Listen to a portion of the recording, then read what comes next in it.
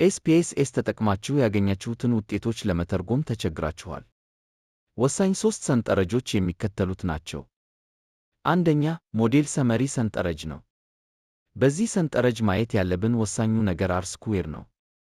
በዚህ ምሳሌ መሠረት ያገኘነው ውጤት 0.794 ነው።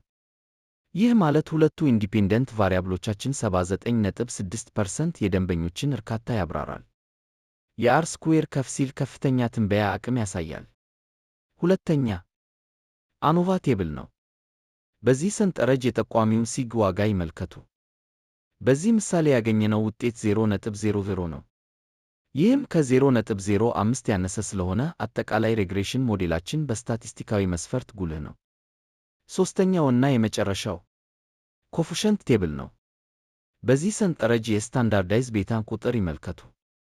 በዚህ ምሳሌ የሞባይል ባንኪንግ የቤታ ዋጋ 0.652 ሲሆን የትራንዛክሽን ስፒድ የቤታ ዋጋ ደግሞ 0.271 ነው። ይህም የሞባይል ባንኪንግ ከትራንዛክሽን ስፒድ በላይ ጉልህ ተጽዕኖ እንዳለው ያሳያል። አሁን ሁላችሁም የሬግሬሽን ውጤቶችን በብቃት መተንተን ትችላላችሁ። ለተጨማሪ የኤስፒኤስ ትምህርቶች የዩቲዩብ ቻናላችንን ሰብስክራይብ ማድረግ እንዳይረሱ። በየትኛውም የትምህርት ዘርፍ የሪሰርች፣ የፕሮፖዛል እና ትምህርታዊ እገዛዎችን ከፈለጉ በውስጥ ኢንቦክስ ያድርጉልን።